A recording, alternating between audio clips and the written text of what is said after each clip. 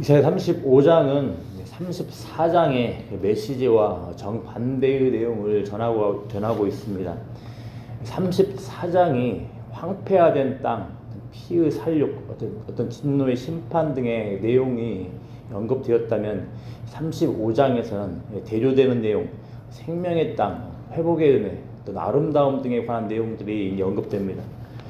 1절, 2절을 보시면 광야와 메마른 땅, 사막이 나옵니다. 풍성한 생명과는 어울리지 않는 장소들입니다. 근데 백합화가 무성하게 피어오른다고 합니다.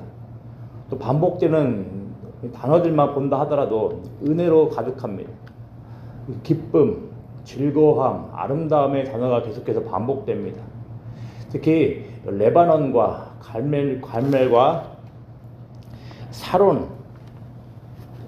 타론이 나오는데, 이들 지역은 원래 강우량이 상대적으로 풍성해서 소출이 많은 곳으로 여겨지던 곳입니다. 자, 그런데 아수르의 침공이 기록된 그 33장에서 이들 지역은 황폐화되어 버렸다고 말을 합니다.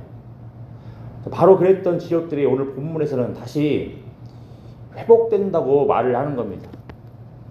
더 이어서 그리고 5절부터 10절의 내용들을 보면 온전히 회복되는 은혜의 날에 대해서 이야기를 하고 있습니다. 그때 은혜의 날에는 어떤 일들이 나타납니까? 장애를 가진 자들이 온전히 회복될 것입니다. 마찬가지로 사막이 못이 되고 사막에서 시내가 흐르는 등 생명이 회복되는 이미지로 가득합니다. 하나님의 심판으로 인하여서 들짐승들이 살던 곳에 살던 곳이 이제 생명의 땅이 되는 겁니다. 또 거룩한 길, 대로가 있을 것이라고 말을 하는데, 이 길을 통하여서 여호와의 속량함을 받은 자들이 돌아온다고 이야기를 합니다. 당연히 이 대로에는 구속함을 입은 자들만 다닐 수 있다고 말을 하는 겁니다. 이렇게 1절부터 2절 그리고 5절부터 10절에서는 다분히 심판과 대조되는 은혜의 날에 대하여서 언급되고 있습니다. 이때에는 죄의 권세로 인해 뒤틀러져 버리고 혼란스러워진 그 모든 것들이 다 원상복구, 회복되는 것으로 이어질 것입니다. 누가 이런 일들을 그러면 가능케 하십니까? 2절에 보면 회복된 광야와 메마른 땅, 사막, 레바논, 갈멜, 사론이 여호와의 영광, 하나님의 아름다움을 본다고 말합니다. 바로 하나님께서 이 모든 것을 행하실 것을 말을 해주는 겁니다.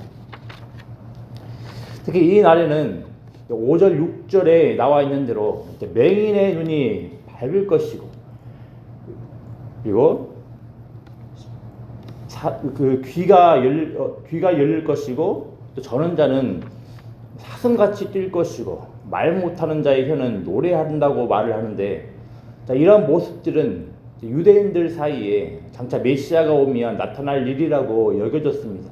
자, 그런데 바로 이런 모습들이 신약의 복음서들을 보면 메시아로 오신 예수님을 통해서 나타남을 우리는 많이 목격을 하게 됩니다. 바로 회복의 은혜가 임하는 겁니다. 그래서 훗날 세례 요한이 예수님께 제자들을 통해서 당신이 바로 오실 그분이십니까? 라고 질문했을 때 예수님은 이렇게 답변을 했던 것입니다. 가서 소경이 보고 귀머거리가 듣고 복음이 가난한 자에게 전파된다 하라, 이렇게 답변을 하신 겁니다. 무슨 말이겠습니까? 메시아로 오신 예수 그리스도로 인하여서 이 세상에 회복의 은혜가 시작된 것이라고 말씀을 하신 겁니다. 구속의 은혜가 시작된 겁니다. 그리고 장차 예수 그리스도의 재림일 때 모든 것이 완전하게 회복될 것이고 모든 것이 제자리로 갈 것입니다. 마치 아무런 문제가 없이 생명으로 가득했던 에덴 동산처럼 말입니다. 만약 이 본문들이 아수르로 인하여서 고통당하는 주의 백성들에게 전해진 내용이라면 얼마나 위로가 되며 얼마나 소망이 되겠습니까? 하지만 사실 오늘 본문에 나오는 그 온전한 회복의 은혜는 메시아이신 예수 그리스도로 인하여서 구속, 속량의 은혜를 받게 된 신약의 교회에게 더 적실하게 어울립니다. 여전히 세상은 답답하고 또 우리들 자신도 답답해 보이지만 사실 우리는 놀라운 회복의 은혜를 경험하고 있는 자들입니다. 죄의 권세로 망가졌던 우리들은 예수 그리스도의 죽으심과 부활을 통해서 원래의 모습으로 지금 회복되어져 가는 겁니다.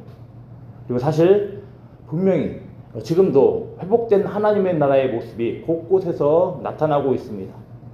하지만 정말로 중요한 것은 우리들이 경험하고 있는 회복의 은혜가 이걸로 끝이 아니라는 겁니다. 우리는 장차 완전히 회복되고 완전히 이루어질 구원을 경험하게 될 것입니다. 그러니 이 땅을 살아가는 주의 백성들의 삶이 녹록치 않고 괴롭다 할지라도 개의치 않고 살아갈 수 있는 겁니다.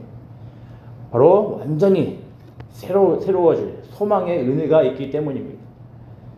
또 동시에 회복의 은혜를 맛보고 살아가는 주의 백성들에게 기대되고 요구되는 모습은 무엇이겠습니까?